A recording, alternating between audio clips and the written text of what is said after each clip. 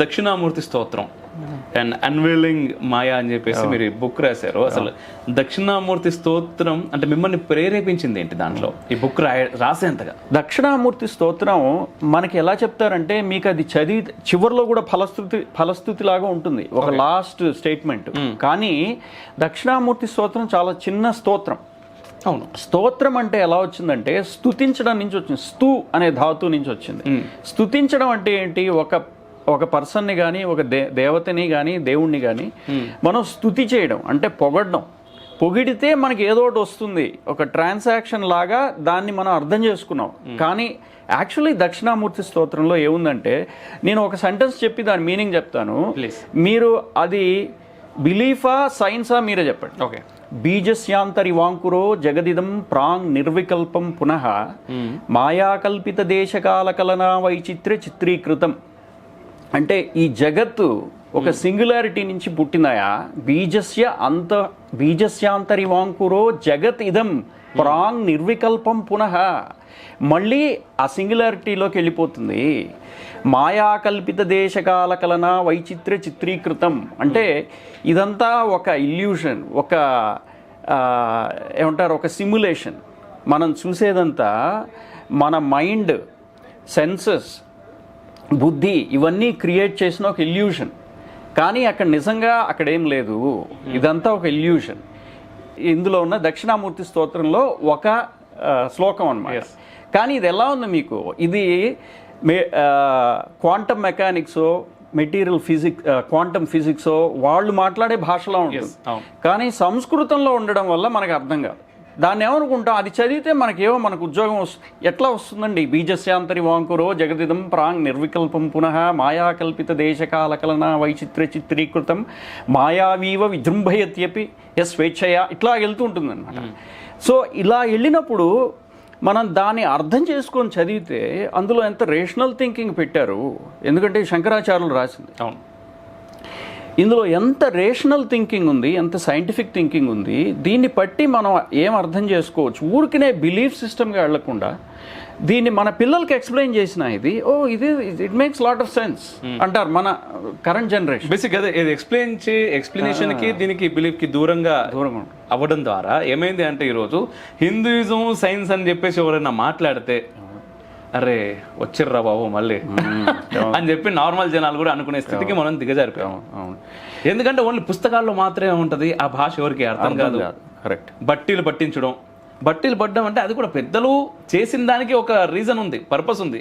But ఏంటంటే ఆ purpose dilute అయిపోయింది, ఓన్లీ బట్టీ సిస్టమ్ మాత్రమే ముందుకు వచ్చింది. ఇప్పుడు ప్రవచనాలను మనం వింటుంటాం. అవును, ప్రవచనాల్లో మూడు రకాలు. ఒకటి ఏంటంటే పురాణ ప్రవచనం.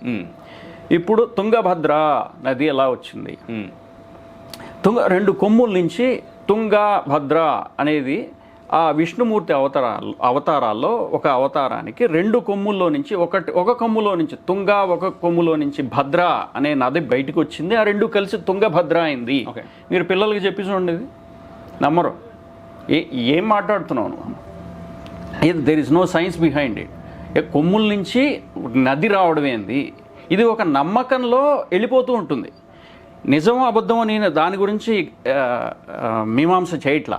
కానీ మీరు ఈ జనరేషన్కి కానీ మనకైనా సరే మనం ఏం చేస్తామనంటే, అలాంటి సంశయం వచ్చినప్పుడు, అలాంటి సిచ్యువేషన్ వచ్చినప్పుడు నమ్మశక్యంగా లేదు కానీ నమ్మాలి. అప్పుడు మనం ఏం చేస్తామంటే సస్పెన్షన్ ఆఫ్ డిస్బిలీఫ్ అని ఒకటి ఉంది ఇంగ్లీష్లో, ఒక స్టేట్మెంట్. అంటే అది disbelief. We cannot believe it. పూర్తిగా నమ్మలేము. కానీ ఆ నమ్మలేని దాన్ని నేను సస్పెండ్ చేస్తున్నాను. అంటే దానికి కాసేపు నమ్మలేను అనే ఒక ప్రశ్నని పక్కన పెట్టేసి వెళ్ళిపోదాం. సరే నమ్మితే ఎంత, నమ్మకపోతే బాగుంది కదా వినడానికి అని వెళ్ళిపోతాం. అది పురాణ ప్రవచనం అయిపోతుంది.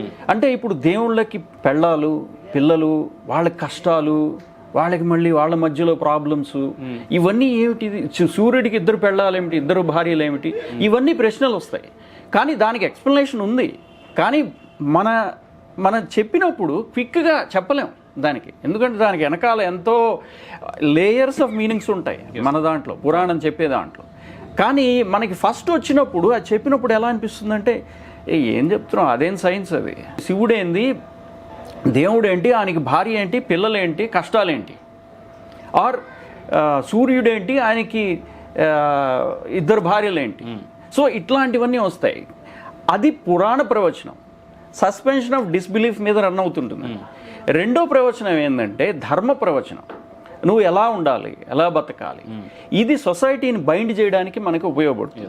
అందులో వచ్చిన ప్రాబ్లం ఏంటంటే వివిధ ధర్మాలు ఉన్నాయి. ఏ ధర్మం గొప్పది, దేనికి ఆధారం, ప్రమాణం ఏంటి? ఎవడో మనుస్మృతి అంటాడు, ఆ మనుస్మృతిలో ఇంకో ఏదో ఉంది అని చెప్పి కాన్ఫ్లిక్ట్ వచ్చేస్తుంది.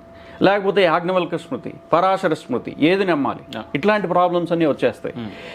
అట్లానే మూడో ప్రవచనం వచ్చి ఈ వేదాంత ప్రవచనం అంటారు. అది ఆత్మ విచార ప్రవచనం. అది ఎలాగంటే ఈ జగత్తున్నది కదా, దానికి ఆధారం ఏమిటి అనే ప్రశ్న. ఆ ప్రవచనాలకి ఎక్కువ మంది వెళ్ళరు. పట్టుమని చూస్తే 100 మంది కూడా వెళ్ళరు. ఎందుకంటే నీ గురించి నువ్వు తెలుసుకో అని చెప్తే ఎవరు వెళ్ళరు. సో మనం ఇట్లాగా మన సనాతన ధర్మం, ఇప్పుడు హిందూయిజం అంటున్నారు, అది ఎంత కాంప్లికేటెడో మీరు అందులో దిగితే కానీ అర్థం కాదు. బయట వాళ్ళకి చెప్పాలంటే ఎవడో ఒక దేవుడు ఉన్నాడు, పైన హెవెన్లో కూర్చొని ఉంటాడు, నువ్వు ఇవి చేస్తే హెవెన్కి వస్తావు, హెవెన్కి వచ్చి శుభ్రంగా ఎంజాయ్ చేయొచ్చు, అక్కడ చాలామంది వర్జిన్ లేడీస్ ఉంటారు, సో వాళ్ళు నీకు సేవలు చేస్తుంటారు, చాలా ఈజీ, నువ్వు కన్వర్ట్ అయిపో మా దాంట్లోకి, నీకు ఇవన్నీ వచ్చేస్తాయి, ఈ బెనిఫిట్స్ అన్నీ వస్తాయి. ఇలా చెప్పడం చాలా ఈజీ. హిందూయిజం గురించి ఎలా చెప్పాలి మనం వేరే వాళ్ళకి అర్థం కావాలంటే? అసలు మీకు అవాక్ అవుతారు మీరు. అమెరికాలో ప్రస్తుతం నేనుంటున్న దేశంలో చాలామందికి హిందూయిజం అంటే తెలియదు. ఓకే, ఏదైనా అడిగినా చెప్పడానికి మనం ట్రై చేస్తే కన్ఫ్యూజ్ అయిపోతారు.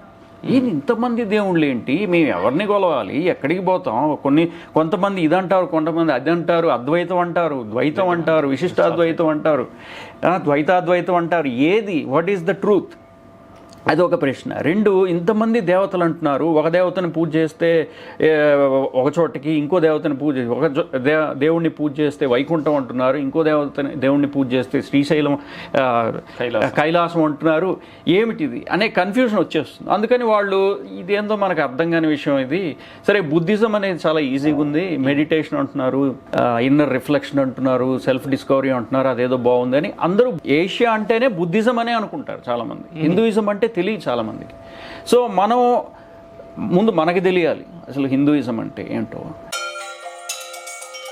శత్రుమూకల చెర నుండి దేశ రక్షణ నీ ధ్యేయమైతే నీ అవసరం ఇక్కడుంది. Please do subscribe, like and share. దద్దరిల్లేలా పక్కనున్న గంట కూడా కొట్టుర్రి.